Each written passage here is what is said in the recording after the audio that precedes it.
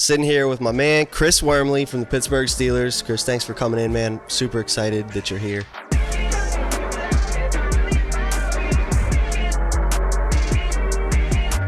Thanks for having me. This is a great first time in the studio. This is where the magic happens. So it's cool to see the kind of behind the scenes that you guys do. I thought you had been here before. No, it's my first time. Really? Yeah. Okay, I thought maybe last year when you dropped off some cleats or something. No, we picked them up. Okay. Yeah, you guys picked them up. But yeah, camp was good. First time back on the Trobe in 2 years. My first time there. So I got to kind of get the real traditional Steelers camp that everyone's really kind of been talking about. Yeah. The fans were great. Staying in a dorm for the first time in almost 10 years was a little different. Yeah. But we upgraded to a queen size bed, so I made it work a little bit. But it was great work. For the most part, guys were healthy, which was the biggest thing. And we're ready for week one now. It's awesome, man. It seemed like being back in camp just adds a whole nother element to the experience of being a Steeler, right? Like being up there on that historic university and just like seeing all these photos of Jack Lambert back in the day, and then like you get to experience that as well. But like I think back to myself when I played football, specifically high school football camp. We did a destination camp like that where you stayed in a dorm and all this stuff, and I have some of my best memories from that. And I don't know if that's something you noticed, like relationship wise with like teammates this year. Maybe is it a little bit further advanced than where it would have been last year, not being in a camp setting like that? Yeah, I think that was one of the biggest takeaways for me, was that once we're done with meetings for the day, 7:30, 8 o'clock, we all went to Cam Hayward's room, and we were playing Jenga and categories and Scrabble, like literally anything just to get competitive, right? Like just to keep that competitive edge. Even though we just had a 2.5 hour practice, we're still looking to not only bond, but we're still trying to beat each other. Who's the most competitive board game player? Probably TJ. Honestly, like he's and the most competitive in everything. Yeah, he's just always looking to win, which I think is what makes him so great. We had a lot of great battles between, there was a lot of guys, 5 or 6 of us every night, just looking to win and looking to have some fun together. Yeah, it was cool. That's awesome. I watched an interview. It was like Pat was doing the asking the questions like, "What's your favorite Tomlinism?" Yeah. And it got to TJ, and it looked like TJ had been waiting to give that response for like his whole career, man. Like he was like, he had it like in mind. He's like, "This is what it was," and like he like was so serious. Everyone else kind of like goofing around. He was like, "This is my favorite one." Like he's just so like on all the time. I think that's, like you said, what makes him great. He's just a super competitive dude. So this podcast, we talk about sports, we talk about art. It's the combination of the two, how they come together. We talk about kind of your backstory on, what made you into the player and the person that you are today. And in doing that, I like to start kind of at the beginning, go back to growing up. Why did you start playing football? Kind of a broad Honestly, question. I think it was just I could start playing in 3rd grade at the elementary that I went to, and I was the biggest kid in school, so it was like, hey, let's try and get some of this, aggressiveness or whatever, this energy out of me. My parents' thought process was. And I immediately, fell in love with it. Yeah. Who do you think? I was a running back. Was my first position. Okay. Just running through people's faces like Najee? I was, a little bit. I thinking back almost 20 years ago, I think more so just I was just faster than everybody, and I was just kind of running around the edge that you see in like little clips and stuff like that. But yeah, 3rd grade, 9 years old was when I fell in love with football. That's awesome, man. Who would you say is your was your first player that you looked at and you were like, I want to be like him? It's probably Troy Polamalu. Really? Honestly, yeah. I grew up a Steelers fan. From Toledo, Ohio, and it's in kindergarten I went winter coat shopping with my grandpa. Yeah. And I picked out a Steelers starter jacket with a quarter zip. And I had no idea what football was really when I was 5 years old. Didn't know who the Steelers were, but really just loved the logo maybe or whatever the jacket was.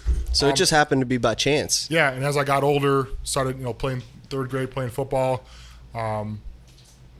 Really started to pick up on players and things like that, and this Troy Polamalu guy was just always running around, high energy, having fun, loving the game, and I fell in love with the Steelers, and they've been my favorite team since I can remember.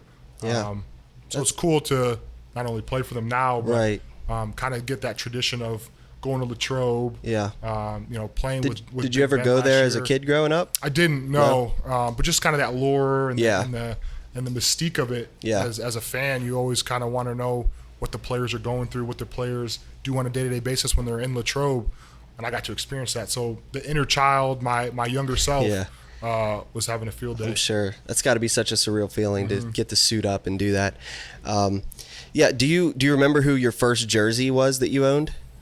I think it was Troy. It was either Troy. You had a Troy jersey or Big Ben. I know I had both of them. I can't forget which one. If it was Troy at first or Ben's jersey. But yeah, those are my two guys growing up. Ben is only like an hour from where I'm from in Ohio, so a lot of support for him growing up in the community. But guys like Jerome Bettis. Yeah. Grew up watching guys like Casey Hampton and Aaron Smith. Those guys in the D line. Yep. Were huge guys that I looked up to. Looked up to Cam. When I got older in high school and he was starting off his career. So yeah, it's like I said, my younger self is living the dream. So you've kind of always went against the grain with your hometown, right? You were a Steeler fan in Ohio. You chose Michigan. Yeah. And then you became a Raven. I got drafted. But yeah, growing up, not only with the starter jacket and liking Troy and all that, the Lions were never very good, and they were an hour away. Cleveland was Cleveland back in the day. Right. They were never very good, and Cincinnati was kind of Cincinnati too back then. So the next team closest was the Steelers, and that was when Ben had gotten drafted, and they were winning the Super Bowls and going to playoffs, and like I said, Troy and all that. Yeah. And then I grew up a Michigan fan too. So yeah, went against the grain a couple times in my life when it comes to at least sports and the decisions that I made. But yeah, getting drafted to Baltimore was a little bit of a shift. I'm like, okay, these guys are paying and writing my check, so I got to be obviously play for them, but a fan of them, and they're a great organization too. But I'm sure, being a Steeler is all special. jokes, yeah. All right, so what would you say? We do this segment. I actually did it on the last episode at the end, but I'm thinking we're gonna kind of shift it towards the beginning now, and because I noticed we did this at the end, and it led to like us wanting to talk about a lot more stuff, and then so I want to kind of do this segment, and then it'll like branch off probably into our conversation here. So we're gonna do like a 2-minute drill, okay? And what I'm gonna do is I'm just gonna rapid fire ask you like a couple questions here, and first answer that pops to your mind. If you gotta take a second, it's fine. It's not really 2 minutes on the clock here, but the point is we're gonna fly through a few of these, okay? Cool. So first question is, what's your favorite moment playing a sport? Favorite moment you could think of? I think just winning in general. That's what the goal is every time you step on the field. No matter what, if I was playing in high school or junior high, basketball, track, football, whatever, just that pure joy of winning is always the greatest feeling. Okay, I like that. All right, uniforms now, okay? You've wore some pretty dope uniforms. You were part of Michigan when they switched over from Nike going to Jordan brand, or from Adidas to Jordan brand. Yeah. And you got the classic Steelers uniform. If you had to pick one uniform, which one was your favorite one to suit up in? That's hard because Michigan and the Steelers are both such a traditional, very not plain. And but this question is mostly from an aesthetic standpoint, not from like I love playing for the Steelers more than I'm saying like which uniform do you think was like the cleanest? I liked the all white Jordan Michigan uniform. That's the one that I always go back to. You could do the maize plants and the blue tops, the black Steelers jersey with with just the tradition aspect of it. But the look of an all white, when they added the stripes to the sleeves too with the Jordan, I thought that was like they looked amazing, dude. So, simple but also just like super clean. Yep, absolutely. All right, next question. What's the best pregame hype song? What's your like go-to if you had to pick one? Oh man, a go-to. There's some 21 Savage songs. Okay. Like Runnin' is one that's always playing in the locker room right now. Over the last couple seasons. I'm a big Drake fan, so anything by him, I really enjoy. But that 21 Savage, kind of towards the end when we're about to head out for warm-ups is always a good one to get it going. The reason I asked that question is because once I build up like a log of more guests on the show, I'm going to create a playlist of everybody's favorite hype song. So it'll be a good playlist. It's going to be great. For sure. All right, next question. Part of the 2-minute drill here. You can only watch one sports movie for the rest of your life. Which one are you picking? Man, probably dodgeball. Okay. Yeah. Okay, why? Why dodgeball? It's just comedy. It's something It's lighthearted. The underdog story of those guys. So good. The average gyms. And it's just funny. Vince Vaughn. It's a great movie.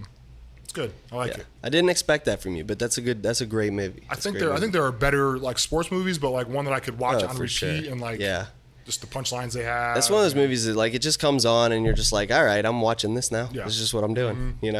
Last question for the 2-minute drill. All right, you could trade places with any athlete for any moment in sports history. Okay, you could live that moment, experience that moment, but you have to actually make the play. Who you swapping places with? Because it'd be like, I want to be Santonio Holmes in the corner of the end zone, but it's like, but is that my skill? Like, so who would you swap places with? It would be me, Chris Wormley, swapping out with somebody. Yeah, you get to live that experience of that play.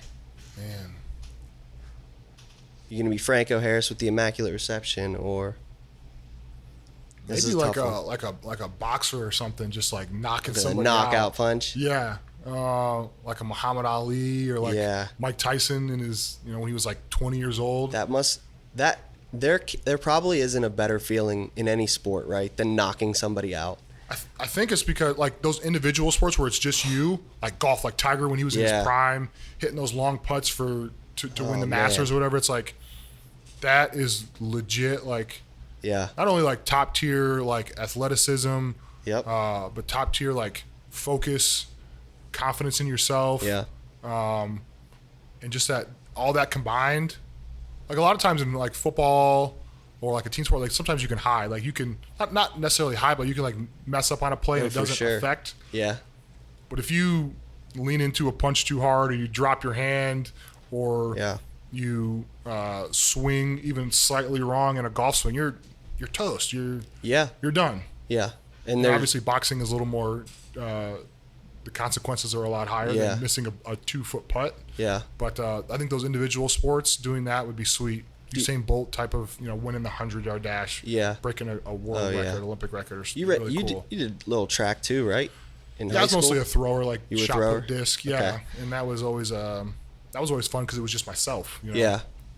Compete against yourself. I messed up, it was on me. It wasn't anybody else. Yeah. Do you get into like fighting or anything? You watch it? Like MMA or boxing? Yeah, if it's like one of the big time fights, like we were just on the weight last weekend when we were coming back from Jacksonville. We were kind of delayed on the runway for like 45 minutes, and someone had the Kamaru Usman fight on that where he just got knocked out. Yeah. And it was maybe like 7 or 8 of us watching on this little iPhone, and when he got kicked in the side of the head, we all lost it. Yeah. One, because he was supposed to destroy this guy, I think. And he was winning the fight the whole entire time. And then was like 55 seconds left. Yeah. He just gets dropped. It's insane. And just anything can happen at any time with those like those combat one-on-one sports, and it's just so exciting. Yeah. What do you think it is about like that? I guess like that excitement that you get, right? When you see someone else like at that peak of their moment, like they get that knockout punch. Like, what do you relate that to? Like, what is that high in your sport? Is it winning, or is there an individual accomplishment in your sport that makes you, is it, beating a double team and getting to a sack on 4th down, or like, what is it for you, like, that makes you feel like that? Yeah, it's got to be like making a big play, because you could, like I said, you can win a football game, but you could not have the greatest game. Like you could have messed up, let up a touchdown, missed a tackle, missed a sack, but when you make like that definitive 3rd and 1 stop, short yardage play, a sack, anything like that, I think that kind of equates to knocking somebody out. Because that one time spark, Acrisure Stadium's going crazy. And also knowing that all that hard work that you watch the film, you put in the time, the practice, the workouts, all of that, it really just can come down to just that one play. In that fight that we were watching last weekend, it came down to just one kick. Yep. Essentially, obviously there was 5 rounds and all that, but the guy, he knocked him out. Yeah. Right to the dome, which was crazy. Electric. Yeah, I can't imagine what that must feel like. Like to be laying there and like I honestly have no. I mean, I've been knocked out, and you don't really know necessarily like what's going on until you come to, and you're like, I got knocked out playing football in college, and I remember I actually like came to more so on the bus on the way home. Like it was that bad of it. Wow. It was my first concussion ever, and this was back like I was actually wearing this helmet right here. So I kept it. Yeah, that's the AB special when he got kicked off the Raiders. Yeah. But yeah, I couldn't imagine laying and waking up and seeing just either someone celebrating or this crowd of people just cheering the fact that you just got your head caved in. Yeah. Like that must just feel so crazy. No doubt. Anyways, so let's talk more about you. Let's go back to we started before we did the 2-minute drill talking about like growing up, what that was like. I know you said you had some inspiration with the Steelers and with Troy Polamalu. Do you remember the song that was on the radio when Troy was a rookie? What was that? 2000 I'm gonna have and probably 2004, 2003, 2003, 2004, something like that. Do I remember a song from back then? Like the Polamalu song. Have you ever heard that? Are we gonna play it? I don't think I have it, but I'm gonna play. Do we have it? Can you sing it for me? Can you play it?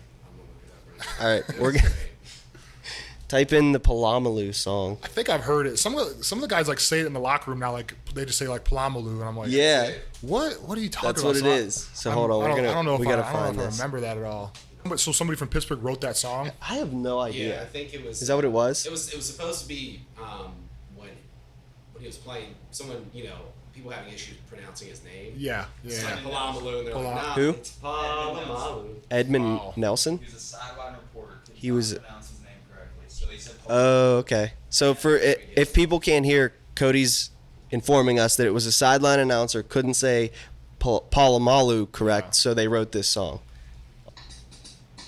Oh my gosh. Polamalu. Is this like a Sesame Street song? Like I think it was based. Turned into a Polamalu? Yeah, because I mean I think it's like Muppets. Oh, Muppets. Okay, yeah. Jim Henson. So, Wow. yeah. Okay. Oh man! All right, so let's go back to you. Growing up, you're playing football, all this stuff. Did you ever think that did you ever think that you could make? Like, when did you think you could make it to the pros? Like, when did you think like, hey, this is a realistic goal of mine. I'm gonna go all in on this. I mean, I think since I was 9, that was always the goal. Like Okay. that was always something like, what do you want to be when you grow up? Firefighter, doctor. I wanted to be a football player. Yeah. But like a realistic, like this could be a thing was probably like my 4th year in college at Michigan. Wow. My freshman year, I tore my ACL. Yeah. Was out that whole year, and then 2 years after that, I was still trying to find my way. Yeah. Not only in football, but like school and college and balance and all that. Yeah. And then that 4th year, we get a new head coach, Jim Harbaugh, and something just clicked with me. Like I was making plays, I was really confident in myself. My knee didn't bother me anymore. I was a full-time starter, which I think helped a lot just to get in that rhythm and the flow of things. But yeah, probably not like a realistic, other than just like a childhood, just like saying. Yeah. I always really thought that I was going to be a football player. Like that's what I wanted to do. That's what I was really good at. That's what I loved. But not really until 2015 maybe. Yeah. Then I played 2 more years with Harbaugh, his first 2 years there, and get drafted, which was crazy. Who do you think was most influential for you growing up to keep you, going towards your goals, or to keep you driving you to practice, all the like practical things, but also the mental aspect of it? Like, who would you say? Yeah, probably my parents. They were always the ones that would take me to games. Never really missed games, whether it was t-ball or some of those not as important sports, but even I guess so maybe really important because that was kind of the foundation of my love of not only football but sports in general and being competitive. But my family growing up was really supportive. Aunts and uncles were always going to games. My grandma was always going to my games.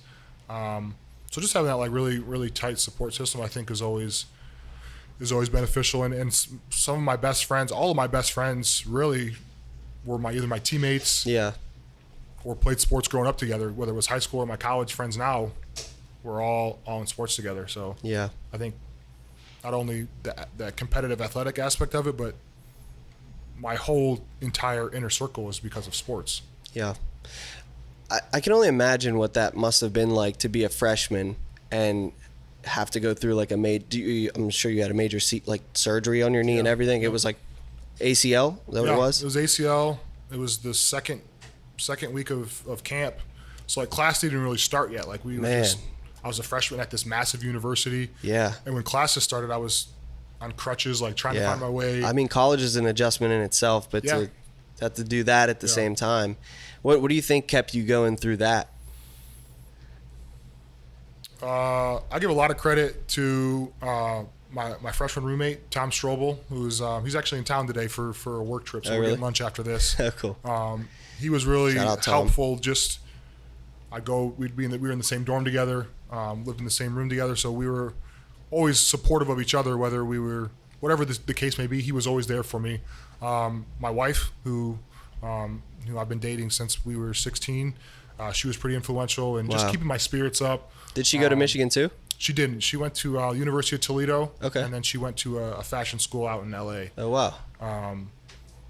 She was a big help, just keeping me not only like the football aspect, like football's going to be there, but like keeping me right with school and like my mentals were, I was an 18-year-old kid, first time away from home. Yeah, shake you up. Major surgery. It was, I wouldn't say it was a dark period of my life, but it probably was one of the roughest times of just transition and just that, trying to build a mental fortitude.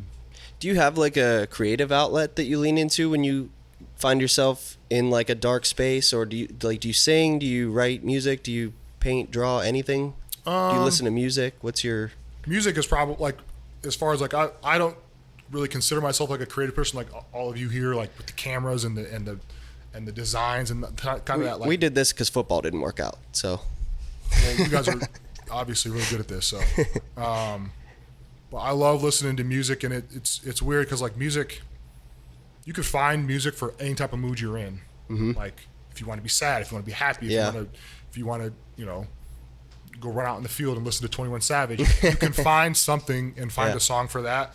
So music for me, not thinking that I'm the most creative person, music was always that easy outlet to just go and escape and just go walk, go sit in my room and just listen to music. But lately I've been like coloring with my daughter. Oh, that's beautiful. Not like anything super crazy. Like I don't really sing the lines. Yeah. My shading is not the greatest, whatever you want to call it. And we're coloring like Frozen books, or Sing 2 we just got. Yeah. I went and saw Sing 2 with my little girl, and my daughter watches it it's like great once movie. a day. Great movie.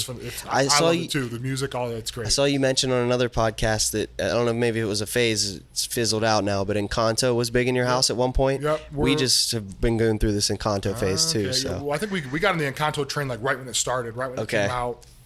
We're talking, Halloween costumes now. Yeah. She wants to be an Encanto character or a Frozen character, so we're going back and forth with it. But just I think really like for me, like just hanging out with my daughter is a big outlet for myself to just get away from football and the stresses of like being an adult now. Yeah. She's just so innocent that it's just it's she beautiful, doesn't know man. anything, which is great. Being a girl dad is just such like it just feels amazing to like know that there's this little like precious human that you get to care for, and like you have this relationship with her that nobody else will ever share. Yeah. And I know for me, like it's one of my favorite things to do every single day is like I'll go home, and we just bought her a trampoline for her 3rd birthday, so she's obsessed with that right now. We get on there, like I can't even bounce yet because she's still so small, so like I just like pretend, and she just like has a blast, dude. Yeah. So what's your favorite thing about being a dad? Is it the moment? For me, it's the moment I get home, and that big hug and what's your favorite? Yeah, moment? I would say the same. Either like when I get her, like when she's first waking up, and she's kind of just been gone for like 10 hours, and when she pops up and she's ready to go for the day. But she recently started going to preschool, and when you get her at the end of the day, she just drops whatever she's doing, and just runs to the door, and it's so sweet. It's like, dang, like no one else does this for me, Yeah. And she it's just that unconditional love that I think that every parent and every person should be able to experience. Yeah, it's impossible for it to not change you. Like Yeah. it's just such a cool thing. Anyways, I appreciate you opening up about that, because I know, sometimes talking about personal life stuff is, I went to your house to drop off a pair of cleats, and you actually scared the crap out of me. Oh, Because I knocked on the door. You're like, yeah, my wife will be there. Just she'll take the cleats or whatever. And I knock on the door. Nobody answers, and so I'm just like getting ready to walk away, and then I hear your deep voice come from like out of nowhere through the Ring doorbell, but like I just wasn't expecting it, and I was like, I don't know if you could notice like on the like camera, but I was definitely startled for a second. Well, my wife was like, "Oh, I think I have a workout." So when Vinny drops the cleats off, just have him drop it off at the door. I was like, "Okay." And then I was in between meetings or something like that, and I just happened to get a notification on my phone like, Yeah. "Somebody's at your door." I go, "It must be Vinny." So It was the last thing I expected, because I know you guys were at camp, all this stuff, so I was not expecting to hear your voice. But the cleats, what was the idea behind the cleats? Because I don't know if I actually fully grasped it. I just kind of took your vision and just did it. yeah. But yeah, what was the... So my brother-in-law is a senior in high school this year. He plays football, and one of his best friends had just passed away. So I wanted to do something special for him, other than just getting him like, and his birthday's coming up. I think at the end of September is his birthday. Mm-hmm. I want to do something cool for him, not just get him some shoes or get him a hoodie for his birthday or whatever, something whatever. Okay, it's his senior year. Literally his best friend just passed away. Let's do something to kind of, I don't know what you would call it, commemorate or recognize, or just like in honor just of him. honor somebody that meant so much to him. Yeah. So that's when I hit you up and was like, "Yo, like let's put this vision that I had in my head into these cleats." So I had my brother-in-law Dings, his last name, his number, his buddy that just passed away, Frank, and his number, and then you put the Panther logo on there as well, and it turned out better than what I could imagine.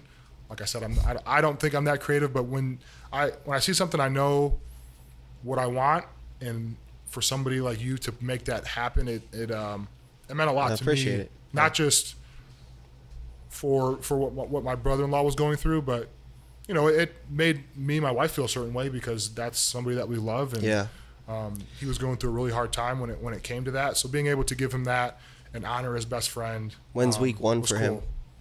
It was 2 weeks ago. They already so played. He had gotten the Okay. cleats the day. Oh wow. The day of, I think, or the day before.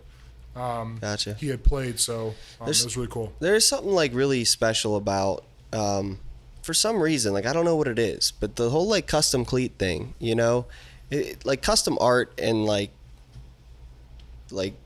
wearing T-shirts or whatever for whatever you're passionate about is obviously always been a thing. But in the last couple of years, even with like the My Cause, My Cleats and all that, I got the opportunity to paint the cleats for you last year, and like there's something cool about doing that. I don't know what it is, like the magic behind it, but like I don't know if it's like when you're tired you look down and it's like the reminder is there, or like what it is, but people just love they love the idea of that. What was it that made you choose, was it the Children's Mental Health Network? Mental Health Network, yeah. What kind of work do you do with them, or why did you choose them?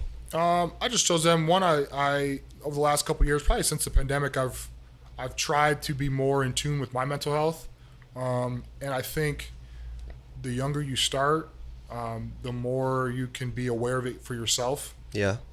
So starting at a young age in children and letting them know that there are different avenues other than whatever their current situation is. So that meant a lot to me, and I, having a daughter, I think has kind of shifted my mentality when it comes to mental health too. So yeah, it was something that just made sense to me, and you did a great job on those cleats as well. Thanks. Appreciate it, man. Yeah, I appreciate all the opportunity to work with you, because I know you're a Pittsburgh Steeler, been a Pittsburgh Steeler fan your whole life, so you're obviously, from like that standpoint, someone I'd want to work with, but you're just a good dude, and I see your content that you put out, I see like, you know, kind of family man that you are and dad you are and husband. And I even see like, you know, I think you're starting a podcast or a show, right, this year. What exactly are you jumping into with that? Yeah, we started it last year with Michael Nicastro and Jordan York out of yinzercrazy.com. Right. But we're doing it again this year, so it'll be season 2, but it's the Chris Wormley Show and Friends. Okay, yep. That's what so we'll get to bring on, hopefully every week, if not every other week, we're going to bring on current Steelers players, and it's just a way to kind of connect with the fans, get a different side of us other than just, you know, us with our helmets on, and talk about the previous week and the upcoming week and, you know, certain matchups and things like that. But those two guys are great, and I'm excited to continue with them. Yeah, I'm excited for that too. It's gonna be fun. Yeah. I mean, podcasting is like one of those things where, like for me, it's like a learning curve as I go. But it's like I'm so glad I started this because I mean, got a room full of people here that like to create, and I like to create, and it's such a cool way to meet new people, bring people together. So I'm excited to watch your show and check that out. And so if you're watching this right now, you should check it out too. We record every Tuesday, and I think it's up live on Wednesday. So cool. YouTube, I think wherever you get your podcasts. Yeah. Kind of plug that in a little bit For sure. But yeah, yinzercrazy.com, the Chris Wormley and Friends Show. Sweet, man. It'll be fun. Well, this has been great. We got one more thing for you before you go, okay? So this is the cream of the crop of the show here, okay? So this is the uniform segment where you get to design whatever uniform you want from top to bottom, helmet to cleats, whatever you're picturing, and then I'm going to mock it up and we'll reveal it on the show. So you could do Michigan, you could do the Steelers, whatever you're feeling. What do you got? So I'm going to do Steelers. Okay. The helmet, I've thought about this a lot, so hopefully the fans and the people who are watching like this. You'll find out. But instead of the Steelers logo, I want to do the Pittsburgh Pirates P on the side. Okay. I think that P, for some reason to me, it just, whenever I see it, it catches my eye. Like, I love the hat. Even before I was in Pittsburgh, I loved whenever I saw the logo, I was just an iconic It's just look. iconic. It's clean. Yep. It transcends baseball. Yeah. It's Pittsburgh. You know what I mean? No doubt. But yeah, continue. So the P on the helmet instead of the Steelers logo, and then I'm going like I talked about with the Michigan uniform, all white. I know Steelers never do that. I know. 70s. Did you know they used to do? Did they? Okay. Yep, they had it back in the 70s.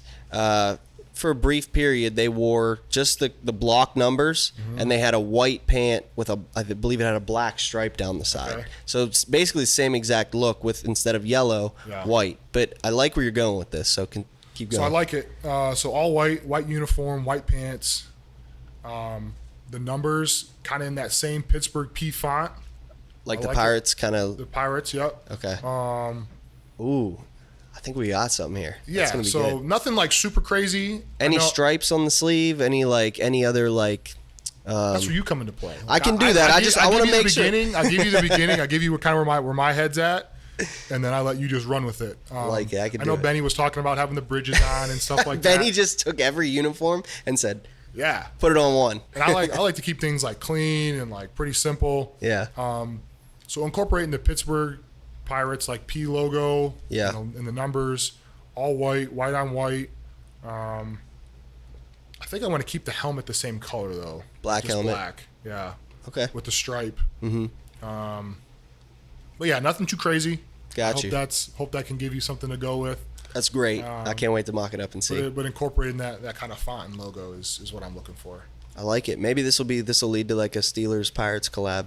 Well, they got to cut me a check then. Because me and you, we both get a piece of the sales of the pro shop sales. I couldn't agree more. There we go. Couldn't agree more. Well, thanks, man. This has been so much fun. Yeah. Appreciate you taking time out of your busy schedule. This is actually going to drop leading up to the season, so it should be right before the season, so in about a week from now. So thanks for having me. Really excited. I hope you have a great year, man. We're pulling for you. We're pumped for you. And we're expecting big things, man. Absolutely. Thanks, man. Appreciate you. I was out.